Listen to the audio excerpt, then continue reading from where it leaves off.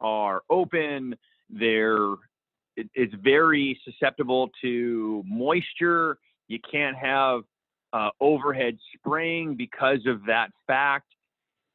Growers know this. They know what you can, what you can't do if they've been in the game for a long time. New guys that have been transitioning because all of a sudden this is the new golden investment, golden business opportunity, whatever. They don't know. They are new to the game. They don't understand the ins and the outs of organic growing because they've been sold a three-part system. You buy X, Y, Z product from company that is owned by some of the big giants like Scott or Monsanto or whatever, and they'll give you a super simple way of doing it, and they do it that way. And I'm not going to knock anybody's grow process or how they do what they do, their formulations. That's great. Everyone is entitled to grow whichever way they want. I'm not the only way to grow. I just feel that when I've gotten the results back, when people have had the taste test, the side-by-side, Pepsi challenge, as it were, they gravitate toward the organic. More flavor, more nose, more of the medical benefits that you're looking for, the trichome production, the potential for healing. That's what I am used to getting when I'm working with my clients and they're using those kinds of inputs, because they are conscious of what they're making, because they do realize this could be for themselves. This could be for their kids, for their grandkids, for their family members, for their friends. And they're not as likely to go ahead and make toxic stuff and pass it on, if you get my meaning. Yeah, that makes sense. And, you know, the truth is that a lot of these toxins and pathogens are also found in our general food supply on a regular basis. And Roundup Ready corn and BT cotton, and, you know, we're exposed to all of these chemicals on a regular basis, I think, and the public has been sort of kept in the dark. But the one thing about the cannabis industry is that it is being grown mainly for medicine. And in the absence of regulation, the industry has had to sort of figure out how to regulate itself. And a lot of these problems have been a trial and error type of thing. And so, you know, obviously there's a learning curve, like you said, for people who are just getting into the business. But I find it really disturbing that the public really hasn't been made aware yet what to ask for when they're looking for their products. And they see a certificate of analysis and it looks like it's clean from heavy metals and it's clean from certain pathogens, but they're not always tested for fungus or other types of injurious ingredients that could really harm people. And case in point would be the vaping issue, right? So I've heard reports that fungicide has been found in vaping products that are related to some of the victims of the contaminated vape products. Can you explain a little bit about that? I'd be happy to. First off, the plant is medicine, God created, and exactly particular to our well-being as well as animals' well-being.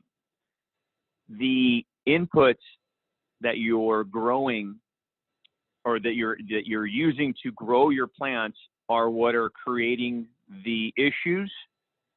So when you're talking about the vaping industry, vaping is just the delivery system. To me, the vapes are fine. What ends up being the problem, the Frankenstein, is when you have product that is being produced as medicine that has issues because of the contaminated inputs that then cannot be sold as a flowered product, is then reduced down to an oil because the grower had to address the problem. So if he addressed the powdery mildew, he addressed it with a product that was a fungicide to eliminate that, to try to solve the problem, but he still ends up with fungus, and then the fungicide on the flowers. He can't sell it on the market. No one will buy it.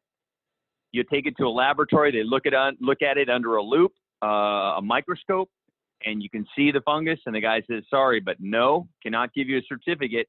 So what ends up happening? That grower is then forced to reduce that flower down to an oil. Now, when you're reducing the volume of material down into an oil, you now have a concentrated version of the trichomes, the oils from the plant, a concentrated version of the fungicide that was sprayed on there, and a concentrated version of the mold that the fungicide was supposed to be killing, all into a nice little capsule. You now place this capsule into your vape pen. You're now adding a heating element that is now activating this toxic brew, witch's brew, and then you're taking it directly into your lungs. Now, the reason why that is relevant is because if you are putting a lotion on your skin, at least it has to go through the skin in order to be absorbed into your bloodstream. And that first level of protection is what is important. If you're ingesting something, okay, well, you take a gummy and you eat it, it goes into your upper and lower GI before it's absorbed into your bloodstream, and the acids will go ahead and dissolve it. If you're taking a vape pull or a hit off of a vape pen, it's going directly into your lungs and having an exchange with the alveoli in your lungs.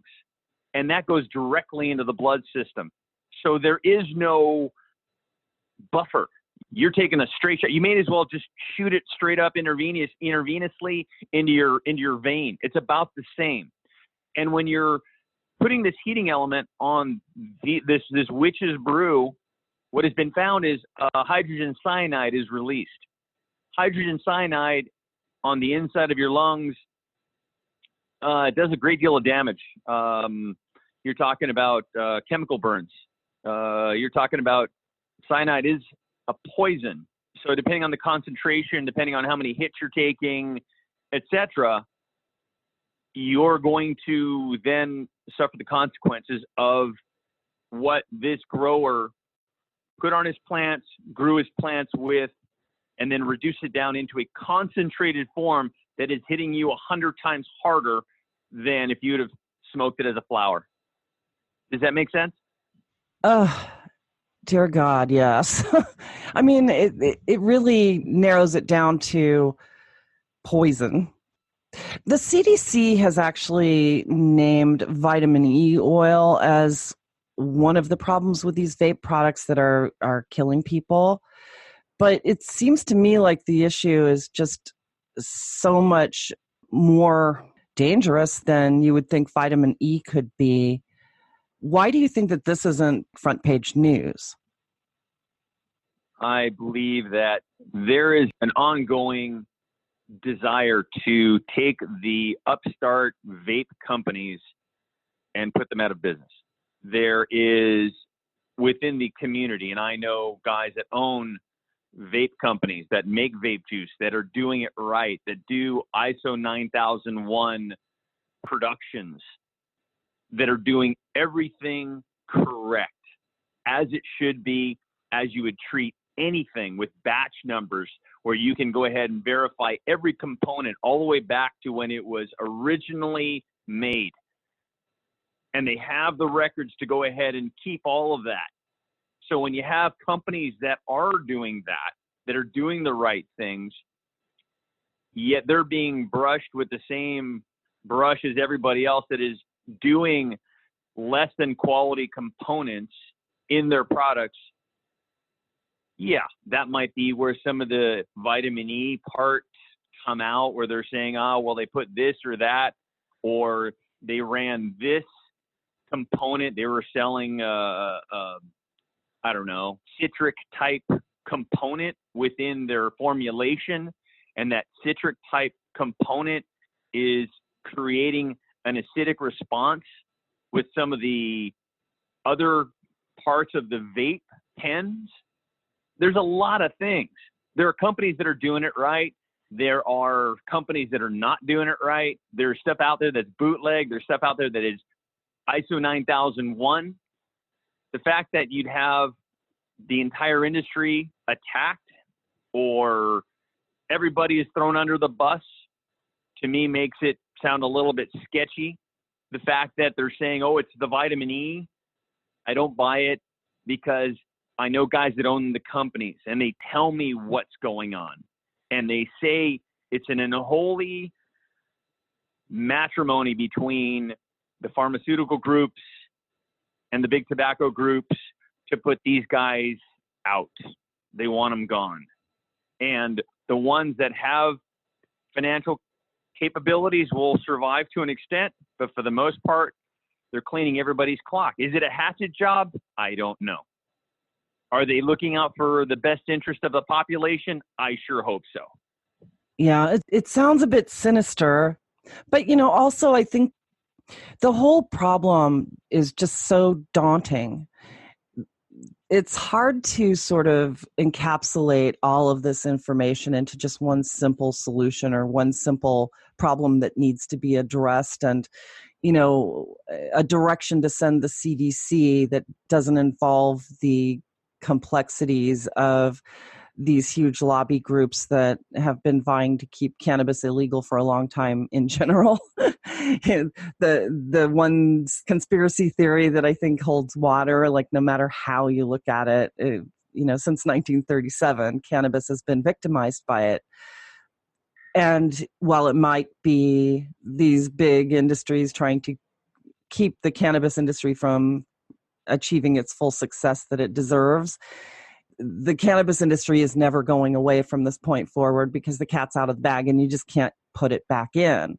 So now it boils down to, how can the industry protect itself from ridicule and protect its products so that it's not doing any harm to patients, and protect its investment in the crops so that things aren't lost. I mean, what's the takeaway message for people who are growing cannabis for medical purposes so that they can now protect themselves from these issues? I mean, is it a matter of just testing substrates before they plant their seeds?